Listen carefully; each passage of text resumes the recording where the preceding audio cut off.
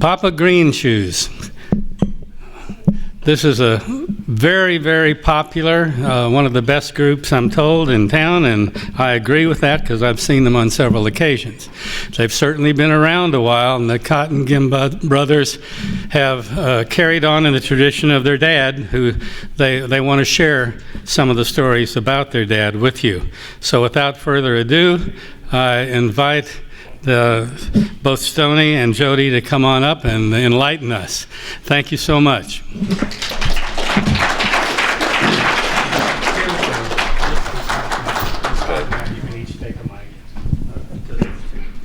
Hello. This is great. Thanks for being here. You want to stand down here? That's It's about better. I'm Stoney, and this is Jody. We're the sons of Jim Cottengim, Kay Tolliver, and Lou Whitney is our stepdad. It's great to be here sharing our story with you and our father's story. Thanks to Chris Albert, those involved with Music Monday, and you for being here, of course. My brother and I have been making music for over 30 years, together in some form or another, you know. But I've spent a lifetime in the Springfield music scene. We started making music together when I was 12. I got my first bass, and Jody was 18, and but he had also started playing when he was 12. So he had 6 years. He was ready. Dad, Jody, and our cousin Tony Barnes had a band at the time called the Good Guys. I joined and took Tony's place. Sorry, Tony. We played for a couple years at local spots. I also sat in with Dad during his solo shows. There was a time there where he went to Vegas. Jody will cover some of that. We get to Dad's timeline and we have some fun. When our dad returned from Vegas, we formed again, but changed the name to the Cottengim Band. And that was in the late 90s. We were having a blast, still hauling that damn B3 around. We cut a CD called Can Do. It was the only one that we cut at the studio. Original tunes on the CD that featured the only song that I wrote with Dad called Somebody Else Will.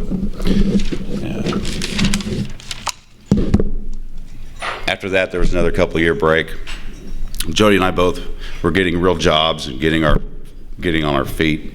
We had realized music wasn't going to pay for the life that we wanted or needed. You know, it was time to work.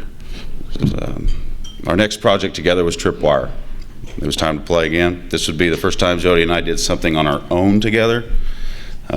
Nathan Bryce was a guitar player, and we had ourselves a rockin' little three-piece blues band. And that lasted for, thank you, yeah. That was 10 years solid, 3 to 5 nights a week, pulling that damn trailer around, you know, all over. And but you know, that came to an end. You know, we cut 3 or 4 CDs. That band, Tripwire, competed more ballad bands than we could count. We won a lot of them. And if we didn't win, we took second place, never third. It was kind of cool. We always made it to the semifinals of the IBC, which is the International Blues Challenge. Tripwire had been there 5 times. We slowed down with Tripwire and started a duo called the Cotton Boys. It was time to do something different. This is around probably the 12-year mark of Tripwire, and we slowed down.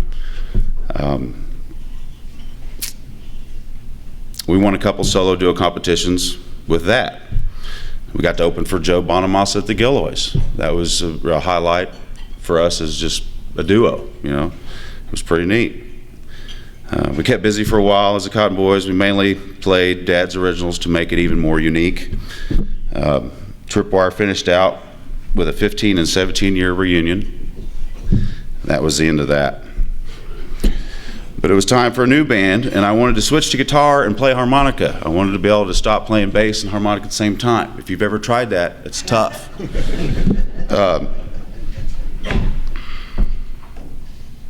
So we went to Dad's vault of tunes and thought that if we could find a band name that had a story behind it this time, because that was a question over and over and over, where'd Tripwire come from? No good story. Nothing.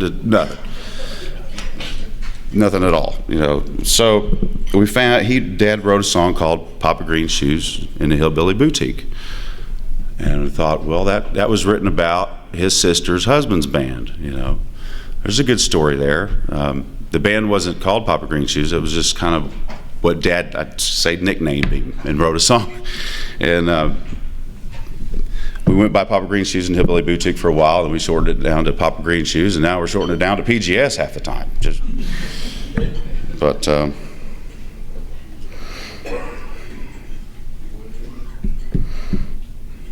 yeah. PGS started in 13, but it'd been about the past 3 years that we really gained some traction, really. Opportunities have came our way that hadn't before. We opened up for Kenny Wayne Shepherd a couple months ago at the Gilloys. That was just so cool to be there with Chris Layton and Kenny Wayne, and that was awesome. And playing an Imagine concert and Sertoma events and festivals and things that we just hadn't done the first 20 years. It was always just the normal 4-hour bar room routine. So we've started playing earlier shows and try to make that happen and hit it where it counts, you know, and quit getting home at 3 a.m. from Eureka Springs, you know. With no breaks. Yeah. Dean Daisy's on bass with Papa Green Shoes. We call him Mr. Smooth. And Casey Cavanaugh, he plays the tenor saxophone. He plays a lot, but in the band he plays the tenor saxophone and the keyboards, and has got a voice. And he's from Minnesota, and we were lucky that he joined us when he moved to town, looking for a band to join. I think it took a couple of years also to have him hooked. Yep. But now, we've got a solid band now. We're really proud of what we're doing. And I wanted to give you a brief history of our music as brothers, our history. And but now we need to get to Dad. And all this being said, none of it would be possible without born into a family who surround us with this lifestyle. You know, my brother's going to talk a little bit about that now, and a little bit about our dad. You know, we can start having some fun, get some stories out there. That's you. How's everybody doing? You're a little too tall to bend over like I did all the time. I want to use this one, and I need these because I'm getting old. We'll do it like we do at the shows. How's everybody doing? If I wear those, I can't see you because I'm getting old. Thanks for coming. This is not what we normally do. Like Stoney keeps saying all morning long, we usually try to let the music do the talking, and we try to express ourselves through the instrumentation and through the dynamics and through all the things that we've been taught by all the greatest people that we've been surrounded by, some of them in this room, Tom. And so to stand up here, forgive me for missing a beat every now and again. I won't do that if you show up at a show. So when Chris got a hold of us, you know, one of the first things that we always think about is our dad, Jimmy Guy. And Jimmy Guy played music around Springfield forever. It has a lot to do with, I would say, the foundation of the music scene in Springfield. And we grew up watching that and watching all the people that would hang around Dad and all the antics and things and fun and stuff that the criminologist over here doesn't need to hear about, because that was involved as well. I was born in 1970, but before that, it's my understanding that Dad went to Hillcrest High School, and he was a long hair, which means he had hair about as long as mine, maybe a little bit longer. And that was not accepted. Coach Greg said, "You will not graduate." And you know Coach Greg, that old dude, he was in school when I went to Hillcrest. But the deal was, we'd always, you know, I'm gonna hit you with lots of little pieces of stories because it's kind of all we can remember. But the question came down to this: do I walk across a graduation stage, or do I go to Rockaway Beach and play rock and roll? And what do you think Dad did? He took himself and probably half of y'all down to Rockaway Beach and played rock and roll, and you guys did your thing in the late 60s and had a good time doing it. He had a band, I believe, called the Raiders, And the Raiders were guys that would dress up nice and have purpose on stage. It just wasn't a jam thing. I mean, he wanted to be good looking coming out of the car or the hearse, and he wanted the trailer to be working, and he wanted to go ahead and show up, and he wanted to give you all of your favorite rock and roll tunes. And you know, when we start putting together stuff to throw on a table, golly, we could probably put a museum together for Jimmy, because we have him from born in 47. I've got audio from 57 where he's singing Blue Suede Shoes as a 10-year-old. And then it just goes on from that. Well, we've got him back to 5. We've got him. We've got him. You know, if you need anything, we've got him.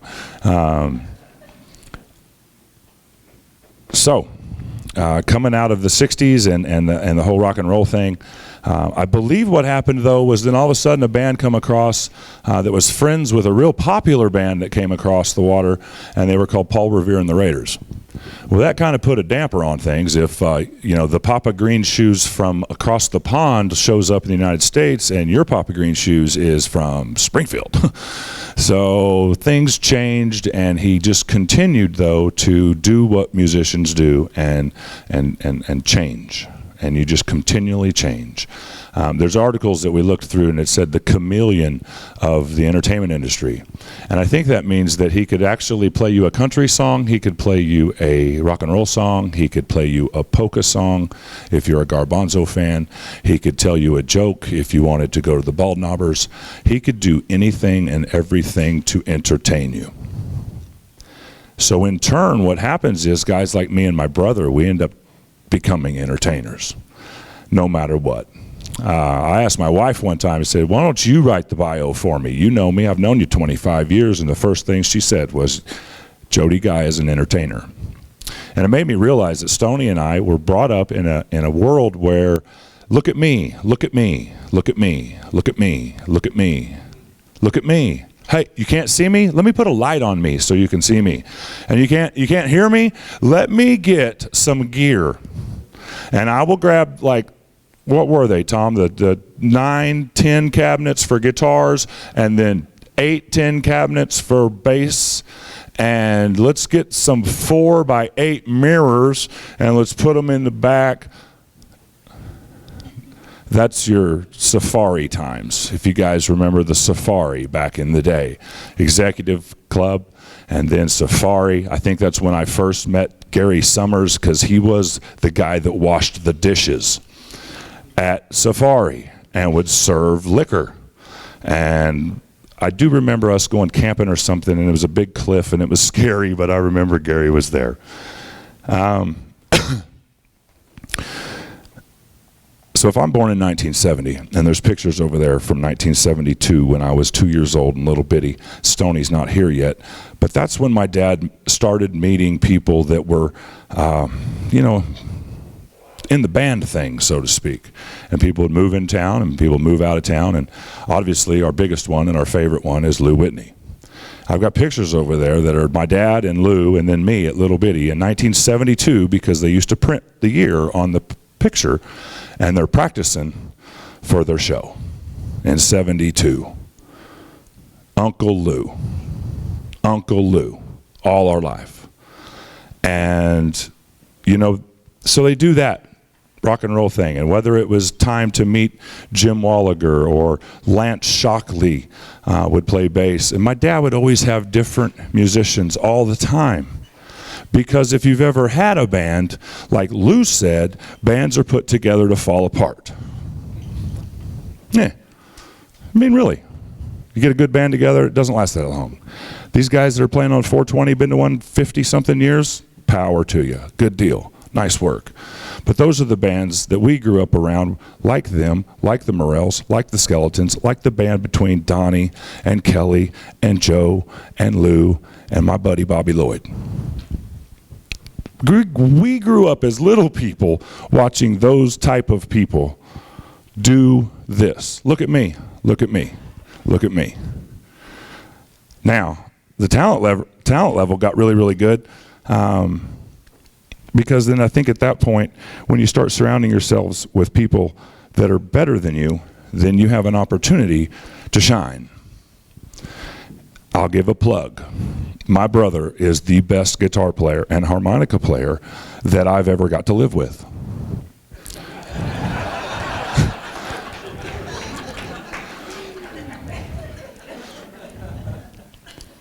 Now think about that, though. I didn't get to just go watch Joe Bonamassa on the front row for 2 hours and letting me tell stories about how much he loves Nathan P. Murphy's. I get to live with the guy that is organized, strong, solid, keeps this joker right here in line, can play the guitar, play the harmonica, play the piano, play the drum set, write songs. I think he got all Dad's talent. I think I stole as many of Dad's stupid tricks as I could find.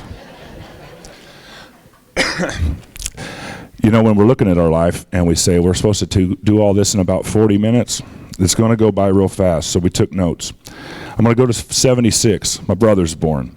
We decided to come back to Springfield because we'd been touring, and Mom could correct me, but I didn't even get with her on this because this makes me nervous.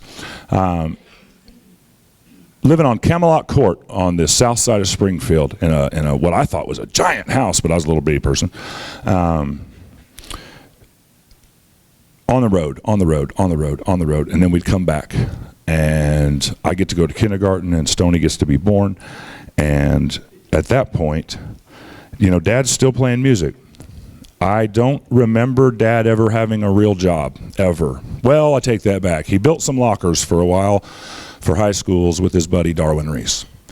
But I heard that he once worked at Steak and Shake as one of those roll around in your car hop roller skates. Probably that didn't work. And then he tried the Zenith thing where you stand and you put parts on a line, and that didn't work. Because what kind of look at me can you get at Zenith? Let's go play music. And I believe, and I don't have timelines. You guys, we were talking about this. You guys probably have better timelines than we do because you were there, or some of you might have been there or knew somebody that was there. But I'm remembering now it's in the middle of the 70s, and I think Dad met a guy named Jim Martin. And Jim Martin was the person that I believe that started the recording studio Column 1. And Column 1 Recording Studio is still a studio on the south side of town. It's not called Column 1 anymore. But there's pictures over there of a building being built, and that building was Column 1.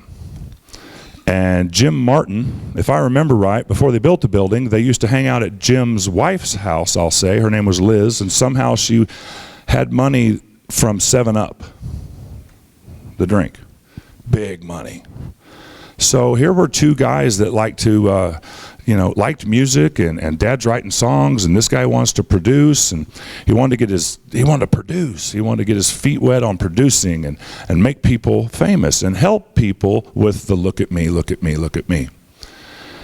I remember some rehearsals and stuff in Liz's house, and she used to feed her dogs prime rib, and this house was so big that you'd lose yourself in hallways.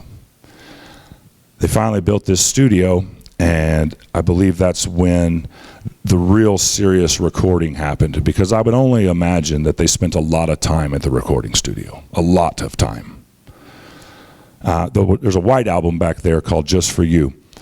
And that album, they took that 7-Up money and they brought in people from Nashville, and they brought in the best violin player and the best keyboard player and Bobby Lloyd Hicks and all they could buy. And they put it on that album. And that is one of the grooviest 70s albums I've ever heard in my life. It has that whole swanky, groovy, some of you will remember there was a tour circuit that was like Howard Johnson's and Holiday Inn and the Ramada and the Hilton. And you would go tour and you would play for a week or two in places like what we're meeting in today. There'd be a bar, and then at night, everybody'd stay there, would just get trashed and have a good time and listen to live music. Dad did that thing. Next thing you know, probably time to move again. Let's move again. I don't remember exactly how many elementary schools I went to before 5th grade, but I think it was 5th grade when Mom said, hey, we're going to come back to Springfield and put these boys in school. Dad said, that's cool. That's okay. Well, I don't know if he probably gave up that quick, but, you know, yeah. Well, there was a band called the Unknown Band, and the Unknown Band was my dad and a guy named Guy Workman. And I believe it was Guy and Donna Workman. And so Guy and Donna and Jimmy and Kay and Stoney and Jody and Guy and Donna's kids went all over way up north. And that's when we lived in like Wisconsin, and we toured around way up north where it's cold, really cold. And we'd been doing this our whole life, though. I mean, my normal little kid life, if Dr. Phil says you learn everything from 0 to 5, then what I have learned is vans are cool. Hotel motel games like putt-putt and darts and swimming and foosball and horseshoes and throw the beanbag, those are cool. Sleep until about 10 or 12 every day of your life would be getting up early. Waking up, doing your thing, washing your butt and polishing your boots before you go eat and then go entertain people again till you're, 3 o'clock in the morning, 4 o'clock in the morning. Over and over and over and over. Guy Workman's still alive. I think he still lives up north. If we're going to settle back down, we're going to land back in Springfield, I'm going to put you here in about 80, 81, 82, 83. Blue Monday Band days. There's an article in one of these books over here, and the Springfield paper said that the owner of the Buffalo Bar would do just about anything to get people to come in. It says it over there. They printed it. This guy would do anything. Were you a comedian? Did you like the blues? Dad loved the blues all of a sudden. I don't know why. I don't. He did not like the Beatles. He did not like Wayne Newton, Neil Diamond, Barry Manilow. All the entertainers that stole the look at me light. F Wayne Newton, I'm better than Wayne Newton. I heard it more than once. My dad had a drive and a want to be looked at and to be approved and to be given recognition that I only learned from. That kind of behavior will get you in a whole lot of effing trouble. A bunch. Criminologist knows. Let's talk about Blue Monday for a minute. All of a sudden, my dad's driving around in a 1971 Cadillac, white on white on white with baby blue interior, front wheel drive, no hump in the front, a big old back seat that you could do whatever you wanted to, and a big enough trunk that you could bury whatever you got done doing. And he'd run down to Commercial Street to a place called the Missouri Hotel, and he'd pick up this little bitty black guy that was about 85 pounds, so I thought, skinny as a rail, dressed to the nine like it was going to be Sunday morning church service, and it was Monday night. And he would pick up Eddie, and he would get Eddie right, and then he would go to the Buffalo Bar, and then him and guys like Tom Whitrock, Bud Johnson, Pete Generous, Hugh Wapo, horn players like Bebop Brown, started a thing. I would have let that play. That was a pretty good one.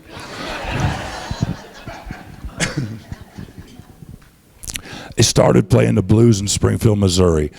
And I might take advantage of this moment, and I want to ask you, before 1980, was there a blues club in Springfield?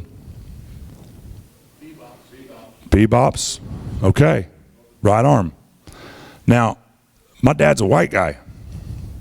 So he thought, there ain't no need for this divide. There ain't no need for this divide.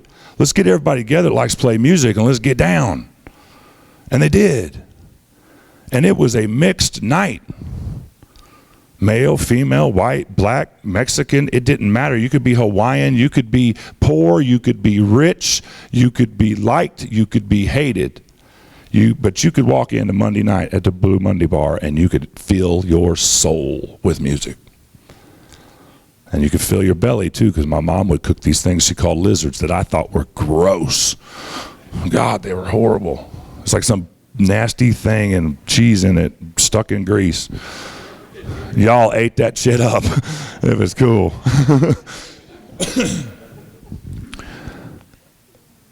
Let's go forward. So now, well, 83 to 88, we decided we'd kind of call the dark times. My mom and my dad split up. And so Stoney and I, who had always been together, and I promise you I've been through a lot of therapy, but I never treated this guy very good because he was 6 years younger than me and he was my little brother. Right? You ever had a little sibling? You don't really treat your 6-year-old younger than you sibling the way you would if you knew the way things were going to be. You can treat people really good if you don't ever think something's going to go wrong. Well, so I'm going to make this go quick. Separation happens, bing, bang, boom. I think Dad decides he's going to run off Vegas. Stoney's a youngin'. I am a complete alcoholic and drug addict, to say the least. Man, I lived like it was sex, drugs, and rock and roll because that's what I thought was cool. Look at me, look at me, look at me. I was a North Sider on Hillcrest High School, brought up underneath a North Sider from Hillcrest High School that was a rock star and knew every rock star in this town. I knew how to play music. So I hung out with guys that wanted to play music, and we turned into rock stars, so we thought. But in the early 80s, when they was wearing makeup and putting hair way up here and doing that rock and roll thing and shout at the devil and all this crazy shit, I got lost. I got super lost. And I didn't have my brother, and my brother didn't have me. We had each other, because here we are still together, right? But I mean realistically, my mom, my dad, boom, bang, bing, bang, boom, bang, boom, bang, bad deal. But then, things got right back to good. Only because the good Lord stuck me in a situation that only the judicial system will get you out of. Yeah, so then I got to learn all about Bill Went and prosecuting attorneys and the difference between right and wrong. You know what? I knew the difference between right and wrong because I'd been taught the difference between right and wrong by my mother and my dad. Because they'd get a belt out and they'd whip your ass if you stole or if you lie. Remember them days? Amen. I'll skip school. I did a lot of that. So now we're probably what? Early 90s, 1992 is when I got in trouble. I got in trouble and the system would not let me play music in a bar. My dad and my brother had moved back because my grandma Cottengim had died and there was a house for my dad to live in. So he came back and he lived in that house. And then Stoney and me and my dad got to get together as young adults and start making music. And we went right back into that recording studio, but it had now moved over onto Walnut Street, and it was owned by Lou Whitney. Now, of course, Jim Martin and just the whole, this isn't about that studio, but that whole progression of the studio, that encompassed people like Jeannie Bryant, Brenda Lee, Boxcar Willie, Jimmy Guy, et cetera, et cetera, et cetera. Now it's 92, and we got the king on the controls. Because by that time, Lou Whitney was, well, let me go back. It'd been a long time. It'd probably been a good long time, 10 years or so, ish. And my mom reunited with Lou, kind of like you do if it's meant to be. And Lou Whitney, I will say this out loud, was the best man I have ever met in my life.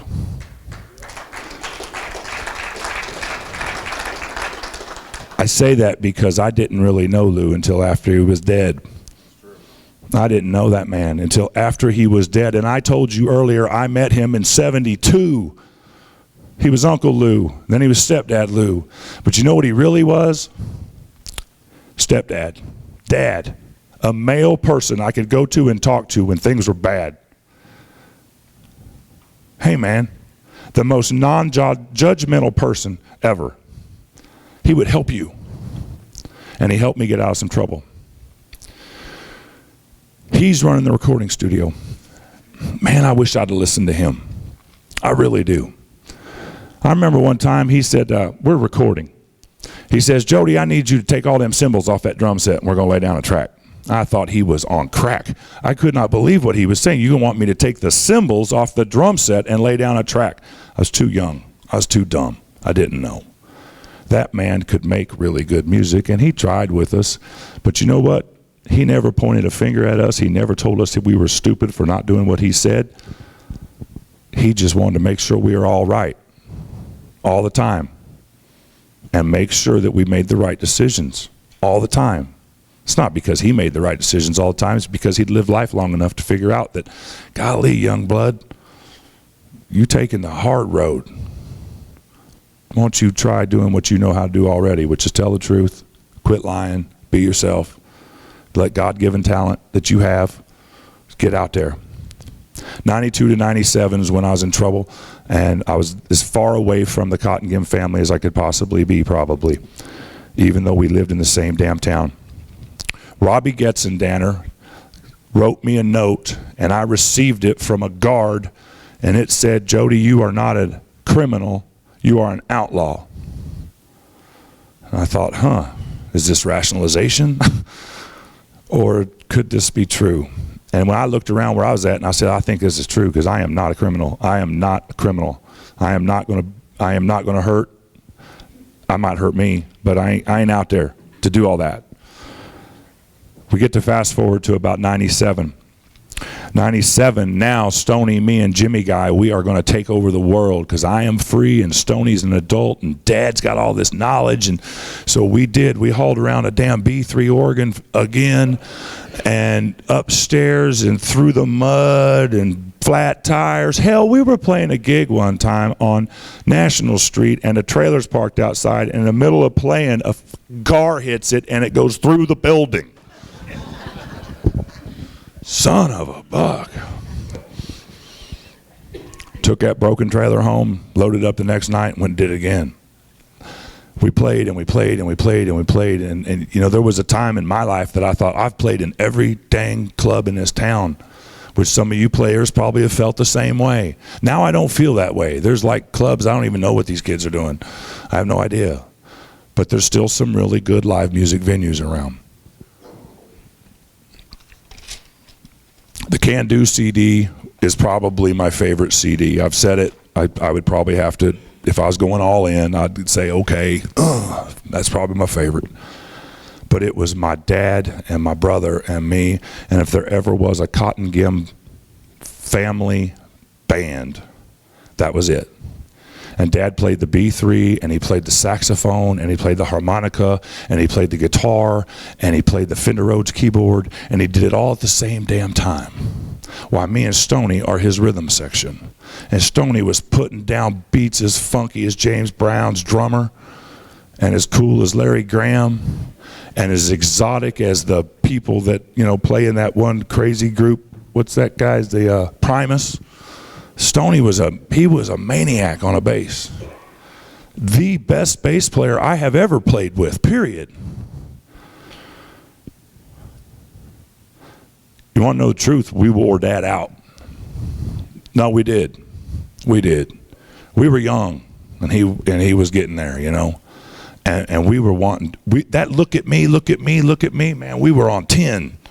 And Dad's kind of like retiring, settling back down into, oh, son. Kind of like that joke where they say, don't run down there, just walk down there and we'll take care of all of it. Tripwire gets put together because my brother, I was living in Niangua, Missouri, and I was in a little cheesy cover band called Buckle Up because I kept seeing Buckle Up signs all over the highway, and I thought, hell, it's free advertising. We're going to go with buckle up, boys. And all we did was, my strategy, I mean, here's like a really, when I say street smart, sometimes I mean Sesame Street.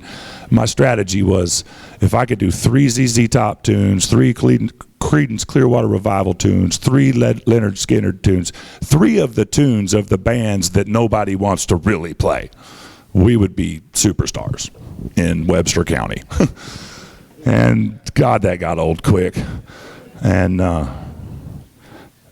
Stoney put together a Tripwire band, and a little minute went by, and then I had a chance to get with him, because actually I was not the first drummer in Tripwire. Brian Matney was the first drummer, and he was a good friend of ours. But I think it was just meant to be that me and Stoney had that rhythm section thing. We can always, you know what, driving here today, we laugh because we're really nervous about this, and we're driving, and Stoney's in front of me, and I can see, and I think, oh, hell, we're going to take a right here in a minute, so I'm going to get over in the right lane. I'm going to let a little brother get on in there. And then all of a sudden, I said, what's he doing? He doing nothing. And I look at him, and he goes like this, through the tinted windows. I was like, who needs GPS and cell phones when you're as tight as me and Stoney are? Because, hell, we just hurried up, took a left, bought some cigarettes, and cruised on over here. And I'm giggling because we are that tight. He knows when I'm down. I know when he's down. We love each other like you cannot believe. And when we're on stage together after about 30 some odd years, we know when it's going to happen.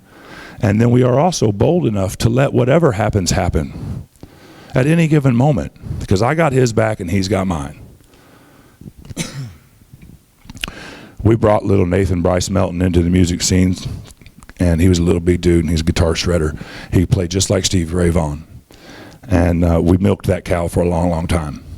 And then Stoney, he told you a minute ago that he wanted to play the harmonica and the guitar, and he'd already been through college and already learned what he needed to learn on a piano and about music theory, and like, this guy's smart. I, on the other hand, am street smart, like Sesame Street smart. Because math is math, and right is right, and wrong is wrong, and there's only one truth. And Sesame Street was a pretty cool show. And so I'm going to at least hang in there, right? We end up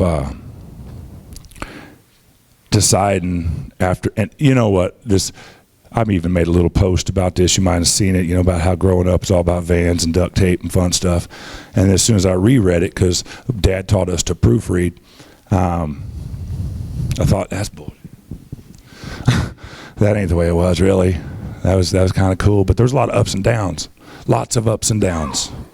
Lots of ups and downs.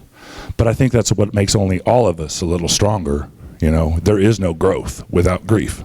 You have to hurt before you can stop hurting.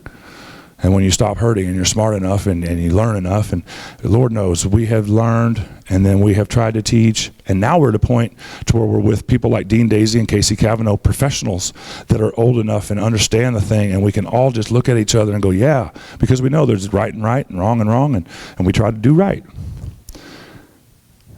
Stoney mentioned he was playing some guitar in some bands. There was a few, but what was the harp dude? Jody and the Mudhounds. I remember going to Branson and watching Stoney playing Jody and the Mudhounds. Me and my wife was eating some pizza. And I thought, son of a buck, this is good. My God. His tone.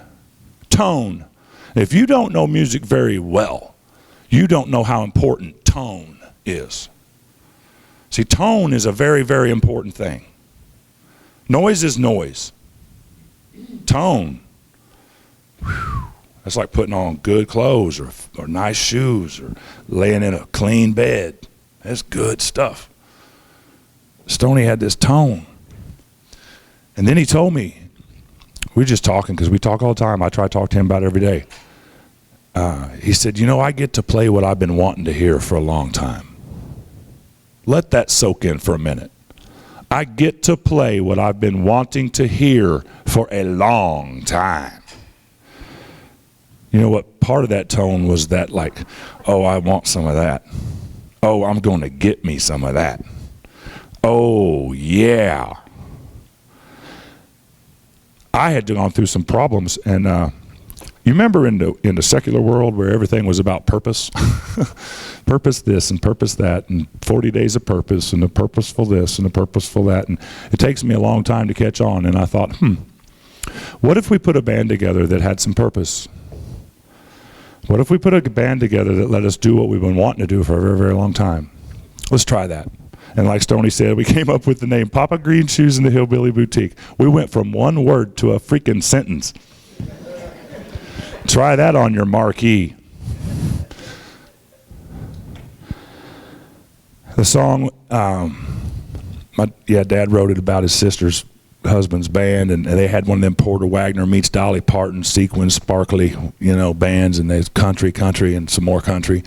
And he wrote a little quick ditty, kind of like a Mojo Working kind of beat about that band, and it's called Papa Green Shoes and the Hillbilly Boutique. And so we thought, well, that's perfect. We're going to do that. And then that, like you said, that way we have an answer when somebody says, where'd you come up with that name? We didn't have to say TV Guide.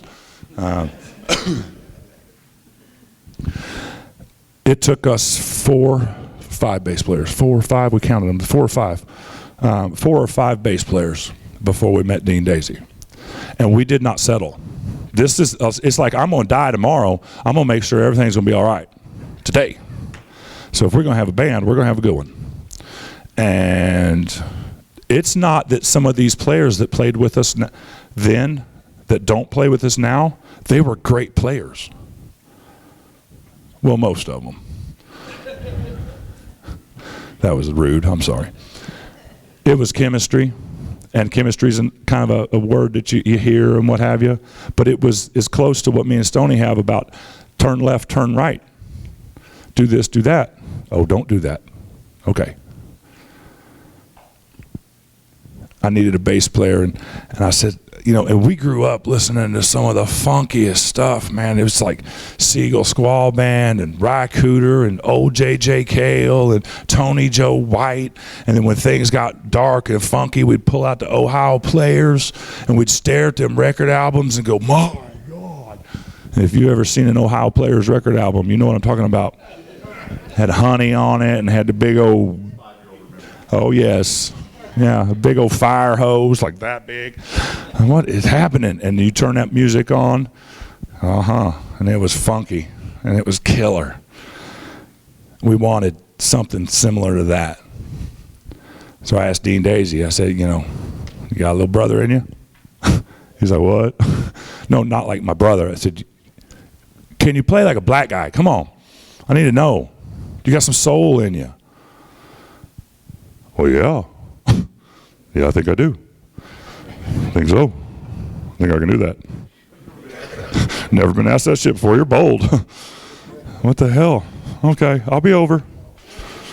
He come over to our house in Marshfield, and we, man, it was like perfect. And we'd already had Casey, and like Stoney said, Casey took a long time to butter up to us. We've been told that we're intimidating. We've been told that we've been told lots of things, but it's usually not true. We're kind of friendly people. It took 2 years, though. We were sitting at Peachtree Music Festival in this grass, and Casey looks over at me and he says, I think I figured it out. I figured what out? You're the most intense, polite person I've ever met in my life.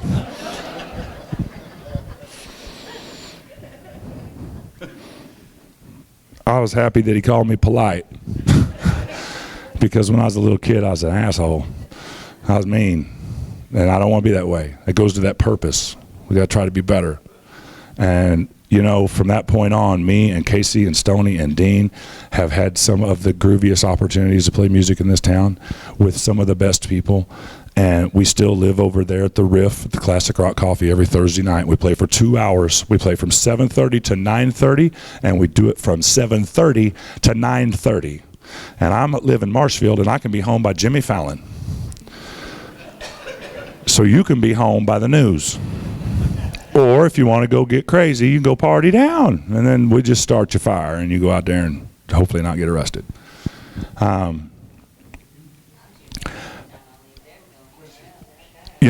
I probably talked too long. If there's at all a question or comment or concern, I think you should fire them at me. Oh, snap. You gotta use that one. Okay. Questions? 1, 2. Oh, that's hot now. Do you guys plan on doing another acoustic show anytime soon? Snap. Get it. Yeah. We are. April 5th, we're at the Shuffle. It's April 5th. We don't do many 4-hour shows anymore. I said that earlier, but this is probably going to be one of the only this year. It is Friday. Friday night. We are going to throw an acoustic set in that night. A whole set of acoustic music, yes. April 5th, Shuffle. Yeah. $5. That didn't change in 30 years, $5. Uh-oh. Hi, Tommy. Hi, guys. When you were talking about the two of you together as a rhythm section, how tight you were, it reminded me of one of the times, the jam sessions on North Kearney. I can't remember the name of that club, but it was Tripwire and Nathan Melton. No. Okay. Carney. Yeah, Carney. Well, so when Nathan would sit down and somebody like me would get up to play guitar, sometimes guys like me would take a little too long to get up there on stage. You two would get thinking music needs to be happening, and it dawned on me, the two of you could perform, bass player, drummer, singing, harmonica, as a complete band without any of us having to get up there and jam with you, and what a great thing that was. And the other thing I remember from out there at that jam was standing next to your dad and pointing out what great singers both of you are. And that I think, yeah, maybe you got that from Jimmy, but I think you took it further. And he was great. So, just comment. Thanks, Tom. Thanks, man. I'll never forget that. That's great.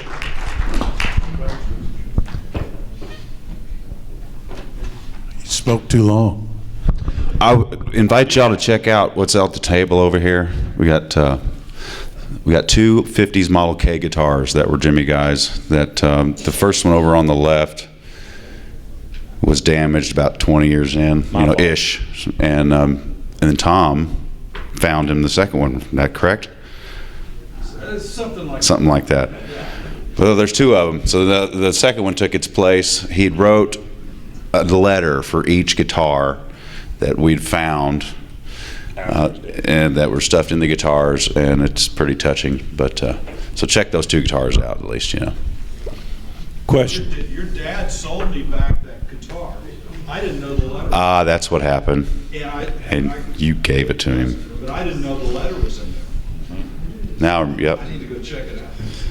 Yeah. Okay, quick question. What was the name of the theater next to the Buffalo Bar that your dad played in? It was a theater and on Commercial Street, and they played in. It didn't have liquor. I could go there in high school and stuff. Fred Shindig. Is it Shindig? Was it Fred Shindig? Fred Shulsky. Schultzky? Does that make more sense? Yeah. Thanks. Yeah, I don't remember nothing from It was an commercial. old movie house. I played there a long time ago. Right on. It was, the hippies took it over after that head shop opened up on Commercial Street. Damn hippies. Any other questions? Thank you, guys. Hey, thank you very much for inviting us.